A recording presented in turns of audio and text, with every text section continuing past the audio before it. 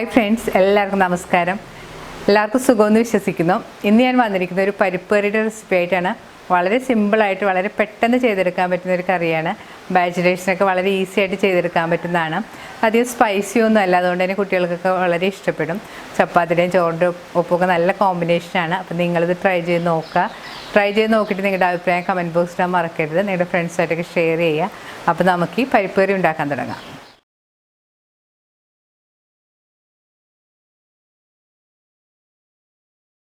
കറിക്കായിട്ട് ഞാനിവിടെ എടുത്തിരിക്കുന്നത് 3/4 കപ്പ് തുവരപ്പരിപ്പാണ്. നമ്മൾ സാധാരണയായിട്ട് സാമ്പാർ ഉണ്ടാക്കുന്ന പരിപ്പ്. ഇത് നന്നായിട്ട് കഴുകിയതിന് ശേഷം വെള്ളമൊഴിച്ച് വെച്ചതാണിത്. ഞാൻ കഴുകിയെടുത്ത ഉടനെ തന്നെ കറി ഉണ്ടാക്കുകയാണ്. നമ്മൾ പരിപ്പ് കൂടുതൽ സമയം കുതിർത്ത് വെക്കേണ്ട ആവശ്യമൊന്നുമില്ല. കാരണം നമ്മൾ പ്രഷർ കുക്കറിലാണ് കറി ഉണ്ടാക്കുന്നത്. അപ്പോൾ പരിപ്പ് പെട്ടെന്ന് വെന്ത് കിട്ടും. ഇനി ഇതിനായിട്ട് വേണ്ടത് ഒരു മീഡിയം സവാള നീളത്തിൽ അരിഞ്ഞത്, 4 പച്ചമുളക് നീളത്തിൽ കീറിയത്, കുറച്ച് കറിവേപ്പില. ഈ കറിയിൽ എരിവിനായിട്ട് നമ്മൾ പച്ചമുളക് മാത്രമേ ഉപയോഗിക്കുന്നുള്ളൂ. അപ്പോൾ പച്ചമുളക് നിങ്ങൾ എരിവിൻ്റെ പാകത്തിനനുസരിച്ച് ചേർത്ത് കൊടുക്കുക. കറി ഉണ്ടാക്കാനായിട്ട് ഞാനിവിടെ ഒരു പ്രഷർ കുക്കർ ചൂടാക്കാൻ വെച്ചിട്ടുണ്ട്. ഇപ്പോൾ പ്രഷർ കുക്കർ നന്നായിട്ട് ചൂടായി വന്നിട്ടുണ്ട്. ഇതിലേക്ക് നമുക്ക് ആവശ്യത്തിന് എണ്ണ ഒഴിച്ചു കൊടുക്കാം. നിങ്ങൾക്ക് ഇഷ്ടമുള്ള ഏത് ഓയിൽ വേണമെങ്കിലും ഇതിനായിട്ട് ഉപയോഗിക്കാം. ഞാനിവിടെ എടുത്തിരിക്കുന്നത് വെജിറ്റബിൾ ഓയിലാണ്. ഇപ്പോൾ എണ്ണ നന്നായിട്ട് ചൂടായി വന്നിട്ടുണ്ട്. ഇതിലേക്ക് കറിവേപ്പില ഇട്ട് കൊടുക്കാം. ഇനി ഇതിലേക്ക് അരിഞ്ഞു വെച്ചിരിക്കുന്ന പച്ചമുളകും സവാളയും കൂടി ചേർത്ത് നന്നായിട്ട് വഴറ്റണം.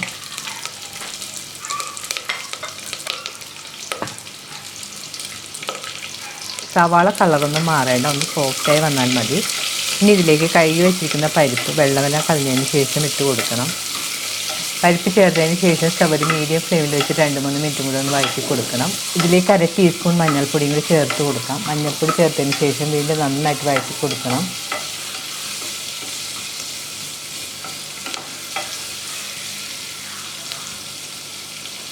പരിപ്പ് ചേർത്ത് വഴറ്റാൻ തുടങ്ങിയിട്ട് ഒരു 4 മിനിറ്റ് എല്ലാം കഴിഞ്ഞിട്ടുണ്ട്.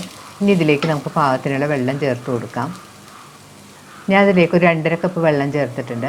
ഈ കറി കുറച്ച് ലൂസായിട്ടാണ് ഇരിക്കുന്നത്. വെള്ളം ചേർത്ത് കഴിഞ്ഞ് ഒന്ന് സ്പൂൺ കൊണ്ട് നന്നായിട്ട് മിക്സ് ചെയ്ത് യോജിപ്പിക്കാം. ഇനി ഇതിലേക്ക് ആവശ്യത്തിനുള്ള ഉപ്പ് പൊടിയും കൂടി ചേർത്ത് കൊടുക്കണം. ഉപ്പ് ചേർത്തതിന് ശേഷം വീണ്ടും നന്നായിട്ട് മിക്സ് ചെയ്ത് യോജിപ്പിക്കാം. ഇനി പ്രഷർ കുക്കർ മൂടി പരിപ്പൊന്ന് വേവിച്ചെടുക്കണം.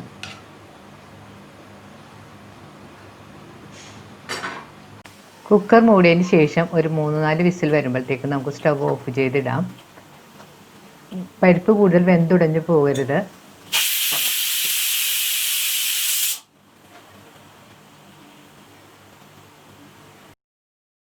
സ്റ്റവ് ഓഫ് ചെയ്തിട്ടിട്ട് കുക്കറിൻ്റെ സ്റ്റീമെല്ലാം പോയിട്ടുണ്ട്.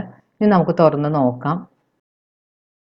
പരിപ്പ് നല്ല പാകത്തിന് വെന്ത് വന്നിട്ടുണ്ട്. എന്നാൽ കൂടുതൽ വെന്ത് അലിഞ്ഞു പോയിട്ടുമില്ല. ഈ പാകത്തിന് വേണം നമ്മൾ വേവിച്ചെടുക്കാനായിട്ട്.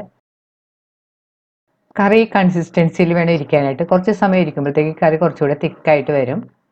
കറി താളിക്കാൻ വേണ്ടി ഞാനൊരു ചെറിയ പാൻ ചൂടാക്കാൻ വെച്ചിട്ടുണ്ട്. പാൻ ചൂടാകുമ്പോൾ ഇതിലേക്ക് നമുക്ക് 1 ടേബിൾ സ്പൂൺ നെയ്യ് ഒഴിച്ചു കൊടുക്കാം. ഇപ്പം നിങ്ങളുടെ കയ്യിൽ നെയ്യില്ലെങ്കിൽ സാധാരണ ഓയിൽ വേണമെങ്കിൽ നമുക്ക് ചെയ്തെടുക്കാം. പക്ഷെ നെയ്യിൽ ഇങ്ങനെ തളിച്ച് ചേർക്കുമ്പോഴത്തേക്കും കറി നല്ല ടേസ്റ്റാണ്. ഇതിൽ നമ്മൾ കടുകൊന്നും പൊട്ടിക്കുന്നില്ല, ചെറിയ ജീരകമാണ് പൊട്ടിക്കുന്നത്. ഇപ്പോൾ നെയ്യ് നന്നായിട്ട് ചൂടായി വന്നിട്ടുണ്ട്. ഇതിലേക്ക് 1 ടീസ്പൂൺ ചെറിയ ജീരകം ഇട്ട് പൊട്ടിക്കണം.